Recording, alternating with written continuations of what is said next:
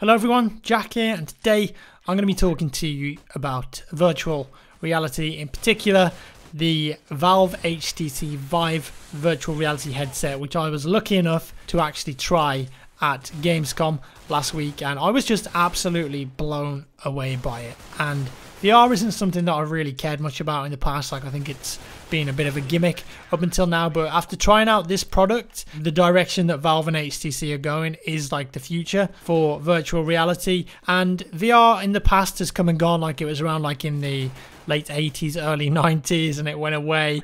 But recently, of course, it's come back, and you've got these big gaming heavyweights just going at each other. We've got the Oculus coming out, the Oculus Rift. We've got the Sony Morpheus. You can get like mobile VR devices now, like a cardboard box that attaches to your phone. Xbox, of course, are bringing out their augmented reality HoloLens, and you've also got Valve, the big boy, wading into the mix with HTC, and they've brought out this Vive headset. Now, I actually have a Oculus DK2 at home, and I've tried a lot of the games that it has to offer, a lot of the experiences, and whilst it is cool and some of the experiences are a lot better than the others, any game where you're not just sat in a chair and you actually have to move around, you move the character around. Yes, you're looking around with your head, but the forward, back, left, right movement is controlled by a controller or your keyboard. And I can't personally play games like that for longer than, say, 15-20 minutes because I get motion sickness, because my brain is seeing the movement but my body isn't sensing it, and that's just the way your brain works. If it thinks that something's wrong, it's going to start making you feel sick, and I get motion sickness, I get nauseous, and I tend to feel sick for the rest of the day. So yes, that's been my experience with Oculus Rift DK2 so far. I haven't used the consumer version of it, but the normal version, there are a lot of good demos, and the experiences where you're sat in a chair and just sort of looking around and stuff's going on around you, that's fine. But any sort of game or demo where I have to move around using a controller, it just makes me feel sick. So I'm seeing the movement, but my body and my brain isn't feeling it. Now, the difference with the Valve HTC Vive, the thing that I tried at Gamescom, is that you can actually move around whilst wearing it. Like, so how it works is you wear the headset and then you're in a room, which I think the maximum size of the room is 15 feet by 15 feet, which isn't that big. Most people will have a room in their house that big. And on either side of the room are sensors that actually pick up your position in the room, so it tracks your position. So when you're in game wearing this headset and you've got the headphones on, you can move around using your real body, and it's accurately going to move you around in the game or in the demo or experience, whatever it is, which is just mind-boggling. And straight away, that completely removes the motion sickness for me. Like, wearing this headset was just so comfortable. It just felt so natural. It's got, just for some technical specs off the top of my head, it's got 2 screens in it, obviously one for each eye, and they are both operating at 90 frames per second and 90 hertz, so that's quite a fast refresh rate. And the resolution of each screen is 1080 by 1200. So combined, when your brain puts the image together, that's a resolution of 2160 by 1200. And that's pretty good for a VR headset that's close to your face. Like, you can actually see off into the distance. It's pretty sharp. Like, one of the problems with the Oculus for me is that the resolution isn't high enough. And, you know, you can see, I know this can sound stupid, but you can see the pixels, like, and all the aliasing, and it just sort of takes you out of it. But this headset was really sharp and it just felt really natural. So I go into this room. I'm just going to sort of like explain my experience. Obviously, I can't show you the experience because, like, they didn't let me capture what was going on the screen, and it's 2 screens anyway, so I'm just going to describe what happens. But this is really something that you need to try for yourself, but I'm just going to talk about it now. So I go into the room, and there was a lady in there talking to me on a microphone, and she said, okay, put the headset on. So I put the headset on, and then she gave me 2 controllers, one for each hand, and they're sort of like bigger versions of a Wiimote or a Wii Remote, sort of shaped like a cone with a haptic trackpad at the top, and like some sensors. So I've got one of those for each hand, and then I've also got a headset on, like earphones, which sync up with the VR headset for like 3D positional audio. So I'm there, and you sort of start off the demo in a loading screen. It was kind of like you're in the Matrix, or like the Animus, for example, from Assassin's Creed, and you can like you can walk around in this place. You can physically walk,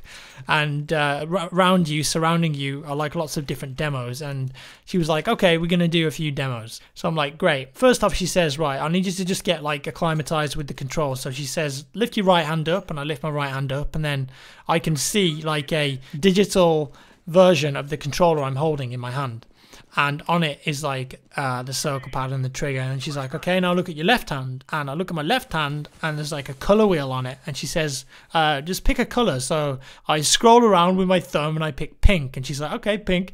And she's like, hold down the trigger. So I hold down the trigger on the left one, and it blows up a balloon that comes out of the controller. And then she's like, okay, blow up a few more balloons. So I blow up a few more balloons. And then she's like, oh, you can interact with the balloons. So I just start waving my hand at the balloons that are in front of me, and the balloons, they react perfectly. Like, I can smash them into the corner of the room, I can smash them against each other, I can hit a balloon and then literally walk in real life up to the corner of this room and see the balloon that I've just blown up from all angles, underneath, above, below, left, right, walk around it as if the balloon's actually there. So that was like amazing. I know it sounds stupid, they're just balloons, but it was just like insane. It just felt so right. It just felt so good and comfortable. And then she's like, okay, we're gonna do a proper demo now, and you're sort of like, bam, like transported underwater, and you're walking on the deck of a shipwreck, and you can walk around this whole entire deck. And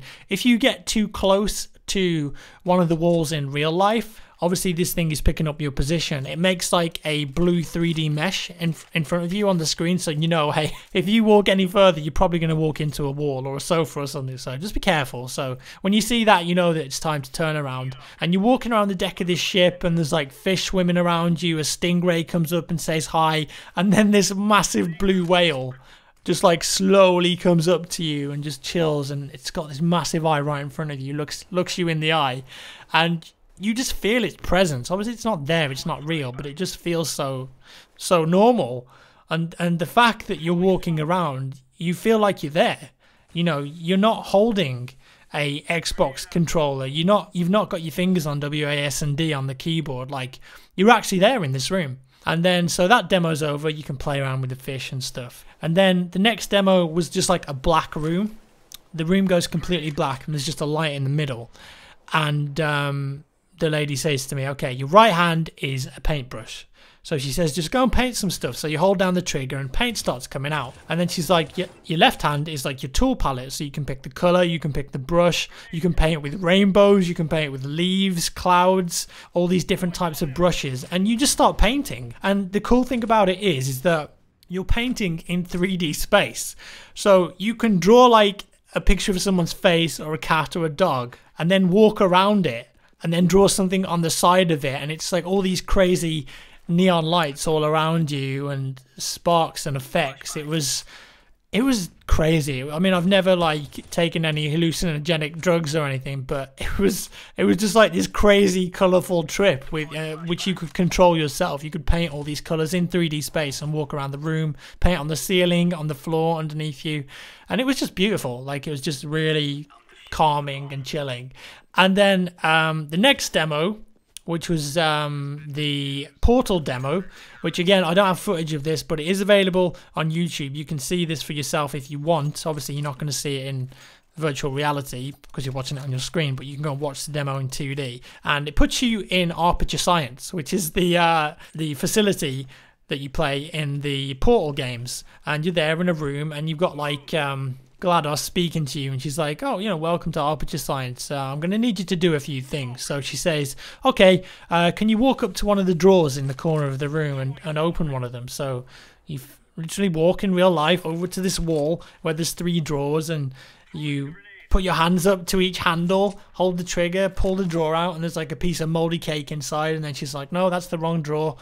So you shut the drawer, you pull out the next one, you're literally pulling your arms towards you in real life next to this drawer in the digital world that you've opened. It's just insane. And then she's like, okay, close the drawer. So you close the drawer, And then she says, okay, turn around and go and open the cargo doors. So you turn around, go to the cargo doors, pull the lever on the left-hand side, and the doors slowly open, and there's another room behind it. And you've got the two robots from Portal, Atlas and Peabody. And Atlas sort of like stumbles towards you because he's broke and he's like got sparks coming out of him, and he walks into the room where you are. And at that point, I was like, that actually looks like it's in front of me. So, you know, I step back, I can walk around it, I can look what it looks like from behind, from the front. And you have to go about and try and fix Atlas, first by opening up like a little hatch on the side of him and then sort of rotating it, and the whole thing spreads out in front of you and is sort of like levitated, and you can rotate it with your hands and look at it from any angle, walk around to the other side and try and fix it. And you can't fix him, it's like an impossible task, and eventually it just all falls to the floor. And then GLaDOS comes in through like another wall, like the wall opens up and GLaDOS is like, oh, you're pathetic, I knew this would happen, just another one of the failures, and haha. And then the room sort of like disintegrates, and GLaDOS pokes a head into the room, and you can just feel the presence of it, even though you know it's not real, but it feels like it's real. Just having this huge robot just looking at you and following you as you walk in real life, and that walks around in the video game, and this character is there looking at you. It was just insane. And then eventually she sort of deconstructs the room and you get crushed by a crusher, like spikes come above you and crush you. And then that was just like it was insane. Like, I cannot stress how good this was. There was also another demo which was in the DOTA universe. Obviously Valve are making this thing where you're in the secret shop and the seller sort of comes in and you have a sort of like little interaction with him, and he shrinks you and a spider appears, and it was just awesome. Like, it looked incredible. Like, I definitely think that the Portal demo and the DOTA demo were running on Source Engine 2, because the graphical fidelity was just insane. Like, the lighting and the texture quality was unreal. So when they actually start showing Source Engine 2 stuff, prepare to be blown away, because I think it's going to be pretty impressive.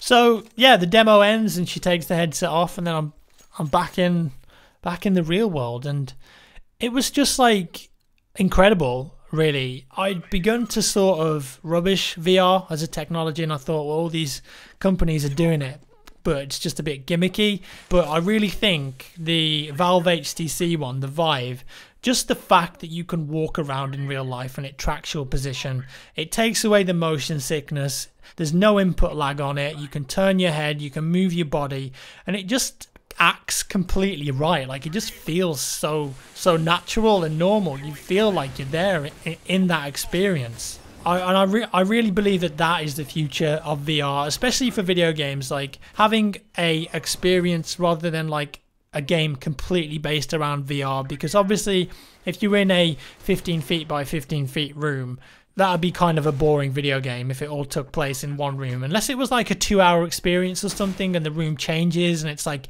a maze and the room sort of like rotates and they do clever stuff with the camera. Like, I could see that being something that's definitely coming up in the future, but I think just for the experience of it and the potential there for all sorts of technology, for gaming, for engineering, it's just remarkable. And I think all the other headsets like the Oculus, the Morpheus, the Xbox One, like, if they don't have that motion tracking where you can actually walk around, then really I just think they're going to get left behind, because the Valve HTC one is hands down the best one I've ever tried. It was just like, you can probably hear that I'm kind of like excited about it, and I am. But if you go to a game show in your country or in London, I think EGX is coming up this year or in the future, or if you get a chance, please go and try one of these, because it was like nothing I've ever experienced, to be honest. And that's something that's really hard to come by nowadays in gaming, because everything just seems like it's been done before.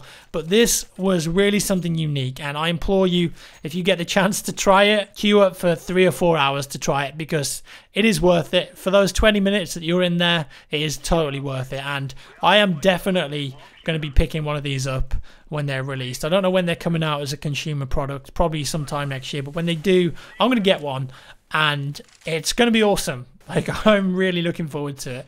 So yeah, I guess that's about all we have to say for the Valve HTC VR, and there's lots of people who have also tried it. You can go and watch their impressions online if you don't believe me, but it was amazing. it was really something else. And that's all for today, folks. Please let me know down in the comments below if you've tried it as well. Like, if you're a journalist or another YouTuber watching this video and you've tried it, let me know what you thought down in the comments section. I'd love to know. Also, if you were at Gamescom, did you actually queue up to the NVIDIA booth to do the HTC demo? Because I'd love to know what you think of it too. And that's all for today, folks. Give me a thumbs up if you enjoyed the video. I know this is a bit different and it's kind of weird with me just explaining it, but footage is out there online of these demos, so you can go and watch it in 2D if you're so inclined. Cheers for watching, guys. Hope you enjoyed the video, and I'll see you in the next one.